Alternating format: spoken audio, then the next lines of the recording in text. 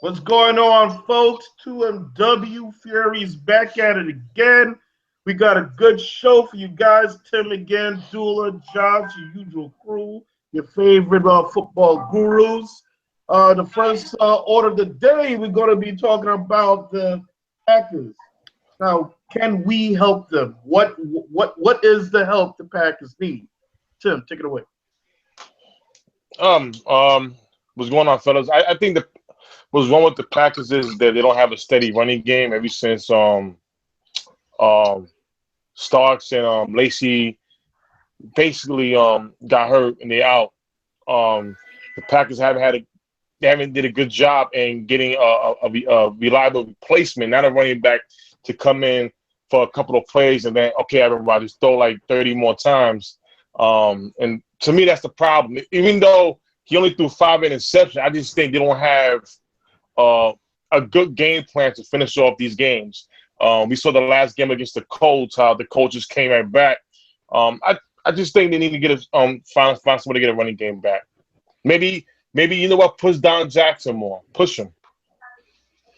Hey, wait, sorry, I don't mean to cut you off, Josh, but there's a couple of comments on the wall. One, Bobby just said that the Chiefs are better than the Oakland on the road. Oh, that's the later topic. I'll probably come back to that. But Stephen Bogmeg probably just won the internet, said send the Packers to Trump.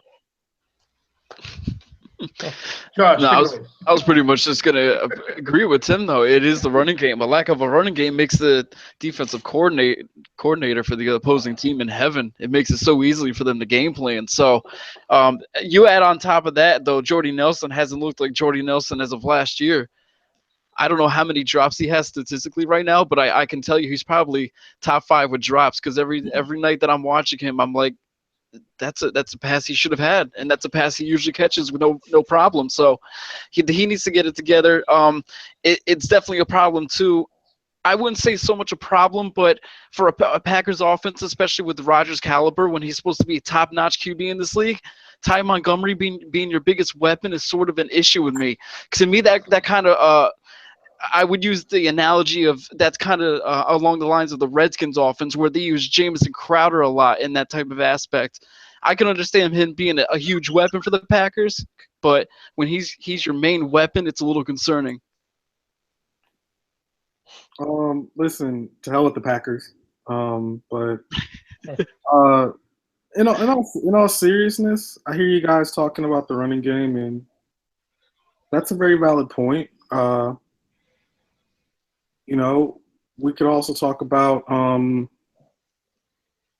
their defense. I think the bigger issue here is their play calling. Their play calling is very vanilla, very bland. I'm not sure who's calling the offensive plays there, but it's not impressive. Something needs to be done with that. Get a running back, and I think they're kind of good to go. They have the quarterback, they have some receivers, but their offensive play calling is putrid. It's not good. Yeah, and that's what's really mind-boggling too, is because the Packers have the top rush defense in the league right now, and their passing defense is middle of the league. That should be more than enough to support Rodgers and that crew on the offensive side. And they have they're one of the few teams that have a fullback, and he's probably one of the best fullbacks in the league too. So they should have no issue, especially with that line that Rodgers has. They're all average to elite on that line, so he should really be having no issues. So they just need to get it together. They need to get that chemistry back.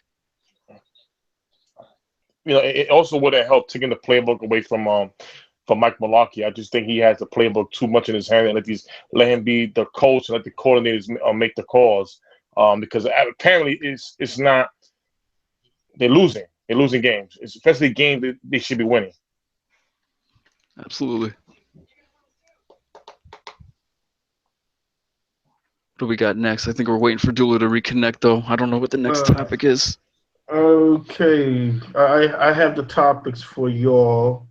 I believe we're talking about who is the better AFC team, the Oakland Raiders I'm sorry, the Detroit Lions. Who? Go ahead, Tim. All right. This is for Dula. Here's the thing. You know what? Should we skip this and then go to the third topic until Dula comes in, because we need Dula to chime in? Yeah, that's fine. All right. So who is the better AFC team, the Oakland Raiders or the New England Patriots? Um, Last week people was so hyped upon how the Raiders look. But here's my problem. Okay, you beat a Denver Broncos team that didn't have their full cast, especially a keep to lead. I mean, if you was playing fantasy football on Sunday and you had Latavius Murray, you should be and you got money off of that. You should be mailing a check to those referees because every call that went to the end zone was a flag. It was about 3 or 4 of them, and all Latavius Murray had was 1 yard touchdowns. 1 yard touchdown. Everything else was run by, I believe, Jalen Richards. So, but are the Raiders? Do they look good on paper? Of course. Amari Cooper, Michael Crabtree. They have a good young talent, but again, we're talking about Tom Brady. We're talking about Gronkowski. We're talking about Elderman. These guys have been to the dance plenty of times. David Carr is a good up-and-comer, but until Tom Brady retires, that's the king of the AFC. That team is the king of the AFC. So my answer is no. The only way the Raiders will get by the Patriots if somebody knock out the Patriots in the playoffs. Yeah, that'll be real interesting too. I just right when you say that, the Tuck Rule game comes to mind in the playoffs. Imagine that rematch. Um, the Raiders are playing phenomenal right now. My issue with them is they're playing kind of like the Giants did back in 2007 in their first run, where they were just road warriors, but they're just having issues at home too. That's where both of their losses have come from. While I do think they're one of the top AFC teams, I don't even think they're the best in their own division right now. And I'll probably get back to that a little bit later at the NFL Power Rankings. But nobody obviously is going to top the Patriots until they dethrone them. That's just the way it is. The coaching, the quarterback, as long as they're intact, you just got to respect that. All right. I'm going to preface this by saying I do think the Oakland Raiders aren't there yet, and I'm going to say why. It's from an X's and O's standpoint. The way the Oakland Raiders are playing, they're playing very well on offense. Yep. And the defense is playing complementary football. They're not blowing you away on defense, but they're doing enough to not screw what the offense has done. The Patriots, on the other hand, are number 2 in scoring defense. Patriots, even with Chandler Jones being gone, even with shipping Jamie Collins to banishment, basically, they're still a very good defense. And you got Tom Brady, who, is playing lights out. So they're playing great offensive football and playing great on defense. They're not playing complimentary football. So I think New England is the better team out the two today. We'll see what happens. What's going in Oakland's favor is that they have the talent in all 3 phases to not just be complimentary football players, but to be top-notch defense.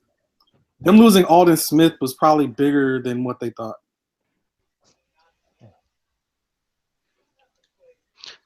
Yeah. The offense is playing great for the Raiders right now because the Raiders right now, they're 28th in pass defense and 21st in the rush. So they're doing just enough to pass by and help Carr in game, but they need to solidify on the defensive side, or they're not going to get very far with just that offensive power.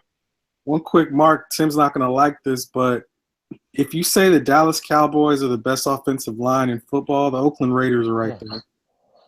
Right there, they had a great offseason. That They rushing made game sure they was protect their quarterback. It's very good. It's very Raiders are. It's like I don't want to not jinx it because I would love this if this would happen. But Peter King, who I respect very much, in all his predictions and when it comes to football, he predicts the Dallas Cowboys and Oakland Raiders in the Super Bowl. I mean, it'll be a great matchup because you have 2 very young teams, 2 future quarterbacks, popular players, Amari Cooper, Crabtree, Ezekiel Elliott, Dak Prescott, Des Bryant. It'll be a good matchup. But it's like I said, this is only week 9. It's too early to predict anything until people start getting locked into the playoffs. So we'll see about that. All right. Dula, don't drop out this time. This topic is for you. Yeah, okay. So we're talking about are the Detroit Lions the new Lion King? I'm sorry, the new Lion King, the new king of the NFC North jungle. Let me just say this real quick. Stephen Fogmay had another comment on the matter. He said, "No, Dula, Lions are not the new king of the jungle." Continue. Who is this guy? Well,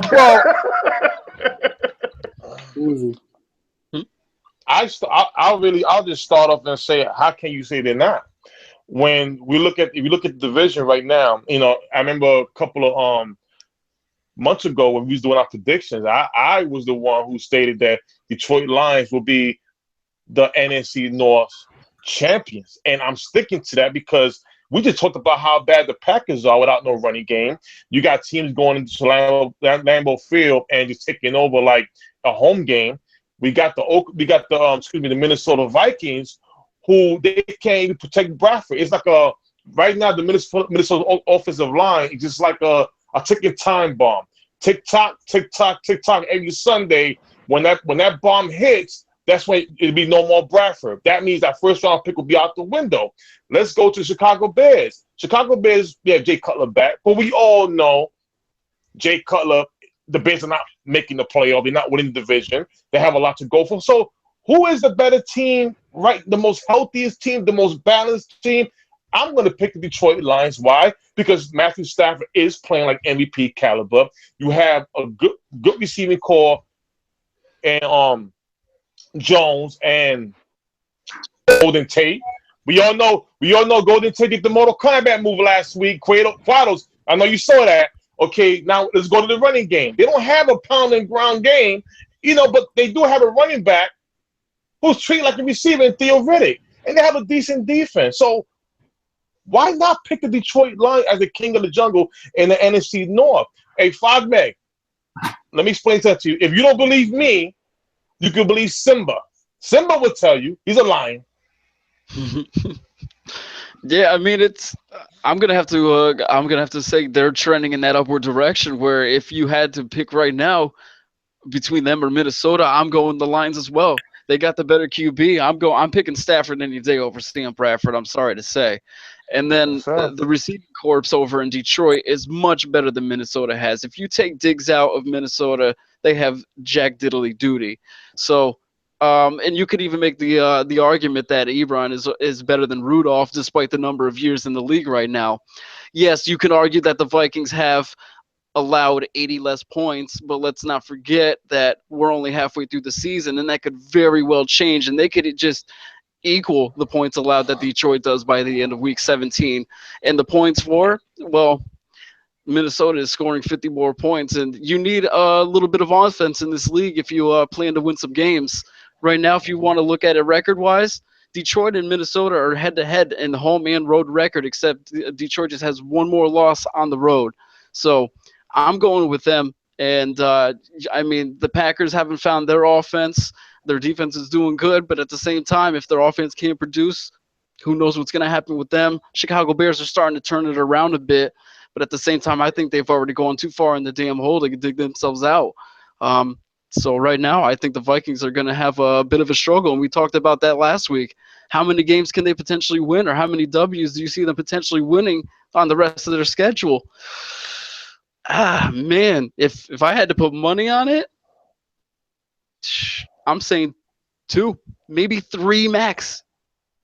And Detroit's tied up with the Vikings for first place at 5-4. Hey, Josh, remember the Lion King when he was when it was the hyenas when they was saying Mufasa, say it again. Mufasa, say it again. Mufasa, say it again. Fogmate, remember that?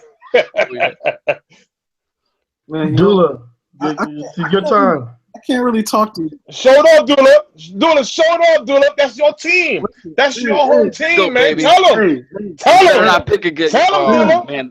Tim, what did I say about yelling? I told you not to yell anymore. Stop. I'm preaching. I told him to yell. I'm sorry. So. I'm sorry. Listen, Say it again. Oh my God. Oh, look, yes. I'm also very realistic. I know the ins and outs of this team. I know the ins and outs of the other teams in the division. Do I think Chicago is a contender? No. They are what they are. They're a few years out. Fine. The Packers, they're starting to collapse. I'm not counting them out yet at 4-4, but something's gonna have to happen on offense for them. So really, if we look at Minnesota and Detroit, here's what's going in Detroit's favor. The rest of their schedule is very manageable. Let's look at that. They get Jacksonville at home. They get Minnesota at home on Thanksgiving. Look at that, 2 W's. Yeah, so 2 very winnable games. They go to New Orleans, another winnable game. They get Chicago at home. That's another winnable game. They go to the New York Giants. That's a winnable game. They're at the Cowboys. That's a toss-up. Pump your brakes. Pump your brakes. There you go. Relax. Yeah, that defense doesn't scare anyone. Take it easy. Hey, that's a Thanksgiving matchup. Anything could happen in that, man. And then, they end the season home against Green Bay. The Lions could conceivably go 11-5. I'm not going to hold my breath, but they could do that. They could go 10-6. They could do a lot of things. Here's what worries me about the Lions. They're bad on defense. They're horrible on defense. And then on offense, while Matt Stafford is playing lights out, they are, I think, in terms of points scored, they're 16 or 17 in the league. It's not like they are running over people. They're in very close games. Do I think they'll win the North? Yeah, I think they're the odds-on favorite right now. Do I think it'll be by a lot? No, it'll be by a game. I would not be surprised to see both wild cards come from the NFC North because of the other 3 teams having a pretty soft schedule in the last 8 games. All right. Well, that being said, we got to cut out and we'll be right back with a second down. But so I want to give a shout out. Yeah, I'm sorry. I want to give a shout out. Give a shout out to Cooper and Victor. They are filming a new movie. It is called Spanish Man Can't Jump, where Cooper is playing Wesley Snipes and Victor will be playing Woody Harrelson, but he's Puerto Rican. So check it out. Spanish Man Can't Jump. Coming to a theater near you. Mm-hmm.